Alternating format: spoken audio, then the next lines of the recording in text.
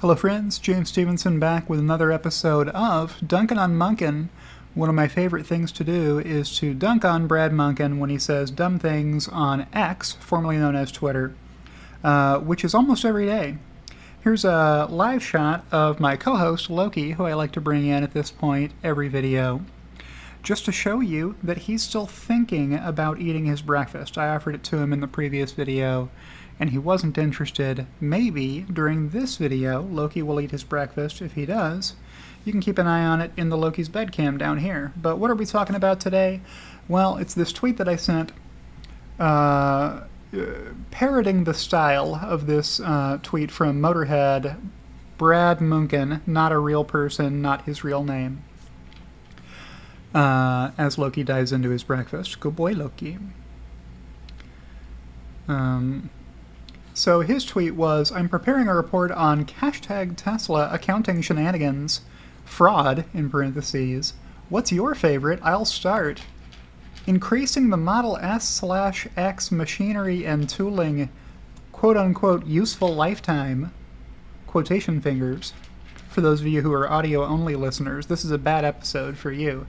It's going to be a pretty visual episode. By 63% between 2014 through 2018 in order to increase free cash flow. And then in parentheses, lower negative cash burn. Okay, so what Brad Munkin is saying is Tesla decreased their depreciation expense by expanding the useful life of assets. This is pretty thick accounting stuff through here, but I can explain it for you because I'm pretty good at explaining arcane, thick accounting concepts to folks. And then he tagged another notorious longtime Tesla hater at BBM010. I think that's the abnormal accrual. He may still be calling himself that. Or unbelievable accounts receivable, one of those. Another Tesla accounting fraud believer is who he tagged here. So I had to take a screenshot and tweet it rather than retweeting Brad Munkin to increase his reach. Brad Munkin, fake name. And I said, I'm preparing a report on boneheaded things Brad Munkin, who is a fraud, has said. He's actually a fraud. He actually makes people believe he's a real person and he's not. Or there is no Brad Munkin. If I'm wrong about that, please, person pretending to be Brad Munkin, take a photo of a government-issued ID card that says Brad Munkin on it for me. And then maybe I'll... No, I still won't believe you. That time he said his favorite Tesla accounting shenanigan involved changing useful life of CapEx to increase free cash flow, thus proving he doesn't know how free cash flow works. Okay, so let me explain this. Accounting here. Well, I'll read you the follow-up to it. Even after @MattChasmMatt politely asked how that could even work, Brad doubled down. You could overstate earnings that way by decreasing your depreciation expense, but depreciation, which is a non-cash expense, isn't even needed to calculate free cash flow. Operating cash flow minus capital expenditures equals free cash flow. And then I left some links here to Investopedia, where the person calling themselves Brad Munkin can learn how free cash flow works, and then not embarrass themselves in the future by tweeting wrong stuff. Okay, so let's walk through it. What's depreciation? Depreciation expense is recorded over the life of a useful asset, right? So when companies buy assets that help them make money, they capitalize those assets. Loki, did you eat all your food? You did. You were a good boy. Good boy, Loki. Let's switch over to the Loki's bed cam briefly for a brief interlude. While I get Loki his treat. Yes. Good boy, buddy.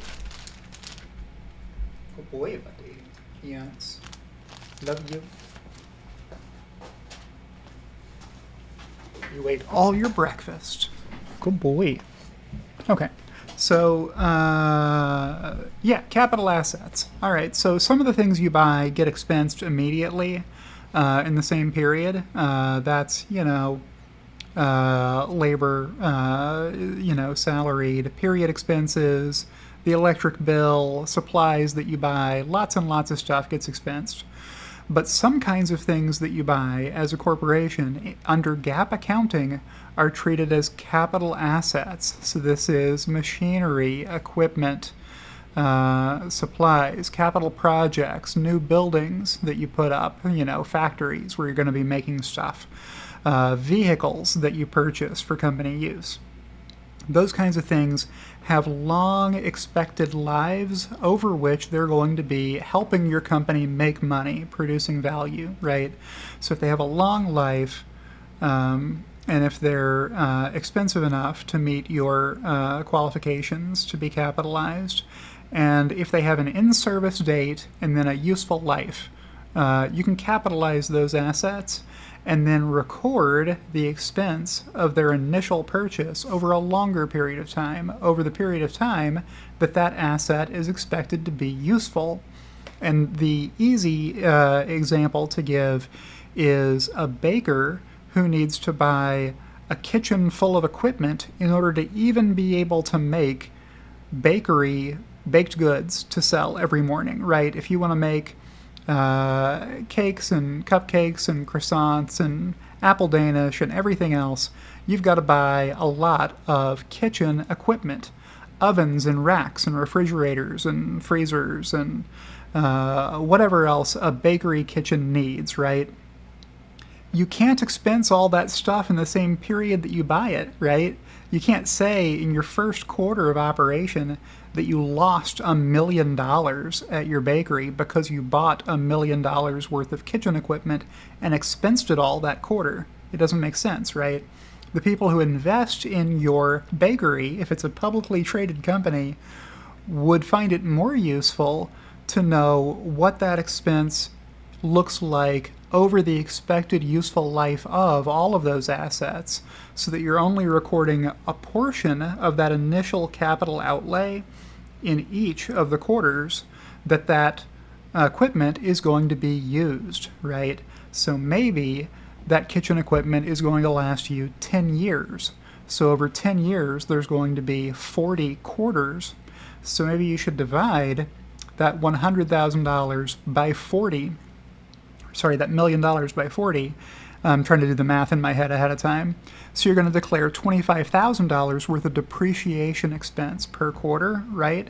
And then you compare that against your revenues, your cost of sales, your cost of operating labor, etc. And you see, is this a profitable business when you use the accrual basis of accounting? That's where capital assets come in, right? Okay, so what about in a car factory? What are your capital assets? Well, if you have a production line where you're making Model S and Model X vehicles, for example, you're going to have to guess at the outset how long that equipment is going to last you. And the person you buy it from can tell you how long they think the equipment is going to last, or how many cars you're going to be able to make with it. There's a couple of different ways you can depreciate car factory robots. You can depreciate them over the number of units they're expected to be able to make before you have to retire that asset and replace it with another one because it gets worn out. Or you can record it over a number of years that you expect that asset to last, right? Well, Tesla initially was conservative on how long they thought the life of those assets would be, and apparently took pretty good care of that equipment, and it was able to last longer without needing to be replaced. What do you do under that circumstance? You have to adjust the useful life of the assets to say, hey, these assets are going to make it a few more years than we initially thought.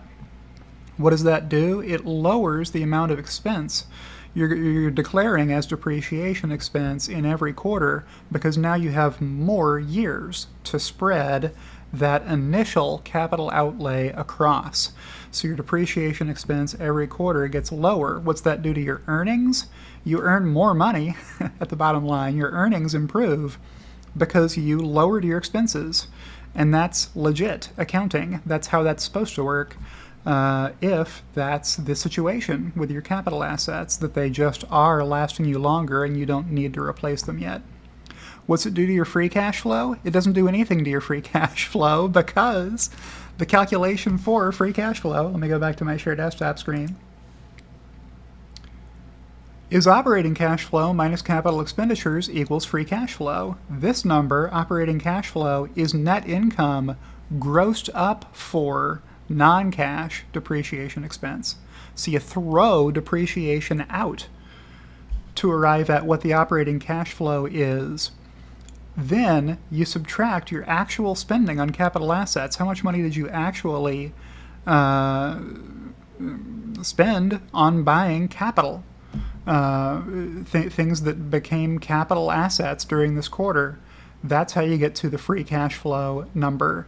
So somebody said, yeah, but you have to tax affect it. All right, so this is the small impact of, okay, because your depreciation expense was down, you made more money, so actually you're going to owe more taxes. Well, during the time frame that Brad is referencing, 2014 through 2018, Tesla wasn't making money. So it's a non-issue. There were no taxes to be affected. The tax-affected impact is zero because Tesla was not paying taxes. What were they doing? They were accumulating a deficit. So it's called retained earnings if you've made money, if you're profitable over the lifetime of your business. If your profits over the life of the business have been more than the losses, then you have retained earnings. But if the losses have been larger than the profits, since the inception of that business, you have an accumulated deficit. Tesla was still losing hundreds of millions of dollars per quarter in 2018, and almost every quarter before 2018. So Tesla was not paying any income taxes. So there was no income tax impact. There was a balance sheet impact in terms of how much the net operating loss was, but that was going on to the balance sheet, not going on to the income statement, and not going on to the statement of cash flows, which is where you find free cash flow. So Brad Munchen was wrong and somehow decided to celebrate his ignorance by retweeting me a few times. Let's see if we can find one of those. Here it is. Tell me you don't understand Accounting 101 without saying so. Hashtag Tesla fanboys. Let's see how many people corrected him. Here's one. Okay, then it must be easy to explain. How does depreciation affect free cash flow? Brad tried flying this excuse past. It put lipstick on a pig on their losses during 2014 through 2018. You're talking about net income here, not free cash flow. Your claim was free cash flow. So here he says, in free cash flow, profits/losses are way more important than depreciation at normal car makers. So there is no impact on free cash flow. So your initial claim was wrong. You said in order to increase free cash flow, but you cannot increase free cash flow by extending the useful lifetime of assets, which is what you said in the first place. Somebody else here said, wouldn't extending useful life actually decrease free cash flow since the tax deduction is less per year? Somebody said, hey, this is a dumb fight to pick. Irrespective of what you meant to say, what you said was actually wrong. Free cash flow measures actual cash expenditures and inflows. If you actually use a machine for longer and replace it later, you save on CapEx. That's true. All right, and that wasn't the only time he got called out and corrected, because he also corrected this one here. Retweeting for entertainment value, Brad says. Let's see how many people here corrected him. Here's one from Frank Rabbit. I don't care about Tesla, but he is right. You do not understand accounting or the indirect method of the cash flow statement.